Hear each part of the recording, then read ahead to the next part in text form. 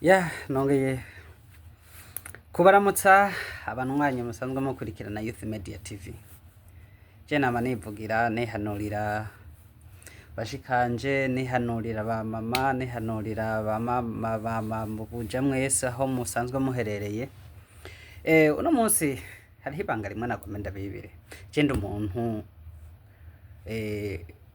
w'umugabo.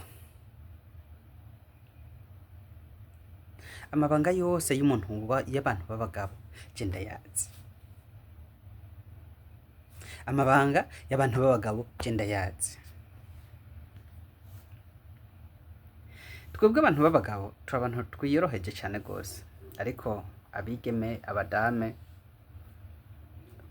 barananirwa kudutahura, sinzi impamvu. Ikintu nashaka tuvugane ko uno munsi ni iki kintu. Uno munsi umusore arahuye n'umwigeme, ahuye n'umwigeme baraganiriye. Hariho ibibazo wa musore canke umuntu w'umugabo ashobora kubaza ujya mwigeme kandi yiyoroheje. Kandi ivyo bibazo ni ngombwa buri munsi umugabo canke umusore ategerezwa kubibaza. Ikibazo ca mbere arakunze kubaza ati mbega warigeze kuvyara? Umwigeme urishura ati oya. Warigeze kurongorwa? Oya. Uraryamana n'umuhungu?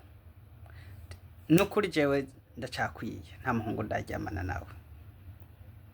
Rero ivyo bibazo byose akabikubaza, ica kubajije urumva ibi navyo biriya biriya kandi ukishurana n'ikinyabufura wiyoroheje uciye bugufi. Ariko ukaba umuntu vyansi kuvuga ukuri, uri umwana w'umwigeme, uri umukenyezi, bikanka kuvuga ukuri. Naravyaye maze kuryamana n'abahungu aba. Rero twebwe ukuntu twimereye nitugunda gutwara nyabahururu twigira bukebuke. Ejo wa musore canke wa mugabo akakubwira ati ebana ndashaka dusangira aka brochette ahantu n'aga primus, mukagenda mukicara aka brochette ka mbere ka kabiri aga primus canke aga fanta bikuzura gatoyi, kumva wa mugabo ati rero mugabo nubwo bimeze uko mugabo nagomba umweshereza agatabi, nshaka unweshereza agatabi. Vyumva gute? Twiriranwe, twaryohewe, twasubiye, none shirako na nyongera. None wewe ubibona gute? Nawe urumva reka basi uwundi munsi, mugabo ukava mukavyemera. Wamara kuvyemera mukagenda umusogoto wa mbere akawurusha, na muguhema ukabona kotsi gaca mu kanwa no mu mazuru fresh tu. Aka kabiri umusogoto ugira kabiri agaterera, mugakaca yongera akagaruka kwa ca kibazo. Unkurikirane neza, agaca agaruka kwa ca kibazo yakubaza ubwa mbere, yongeye kukikubaza. Ariko arakwega umusogoto ati ahubwo wewe ntiwigeze kuvyara? Nawe ati oya. Nturigera kurongorwa? Ati oya.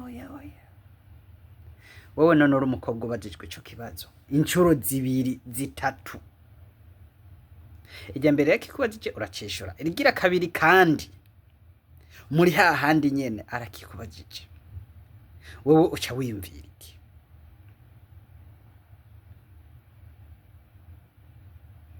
Rero aho bica bizanira ikindi kibazo, wa mutipe rero akaca amanza akikawukira.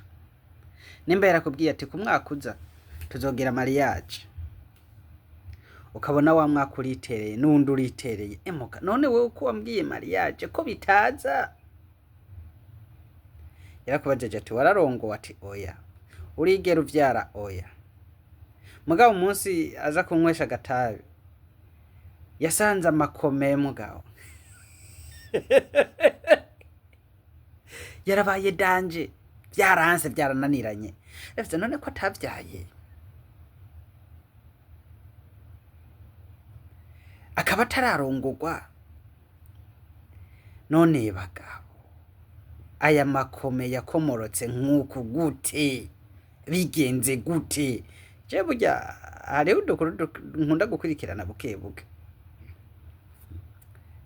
Waguma umuremera ati emuga weko tutagiye iyo mariage canke ngo bigende uku, yabona uguma umuremera akavamwe akavuga ati okay that's okay, tubandanye. Yaja muhiri wanyu nyakore akaca atangura rero kuremereza ibintu. Umwana wanje yarangoye, namwigishije ishure, irumva ibiki n'ibiki, rero jewe umwana wanje aho utegetswa gutanga ibitagenda n'ibitagenda. Mugabo akibagira yuko Tanganyika bwarateye rurabomagura imisozi, ariko nyoko ntiyigeze amenya ivyo ari byo.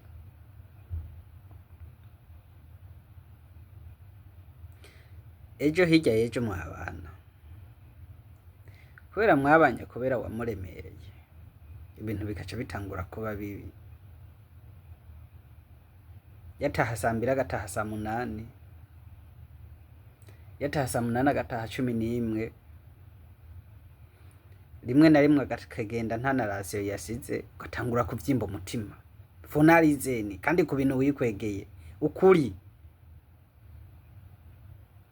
Nimba wararonse abahakuzi mubwira tebana ikimamara kimwe kiza caragiye, sinokubesha, ari ugukunda zo gukundira ukuri.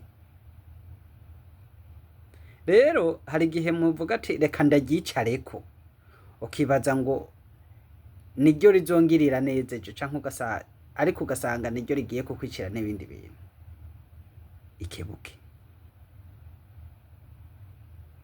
Ikebuke bwira ukuri mugenzawe, kandi nawe rero ugasanga urutipe rwandi rakubwira ati yo ati jewe te tutaramenyana hasohotse uyu hinjira uyu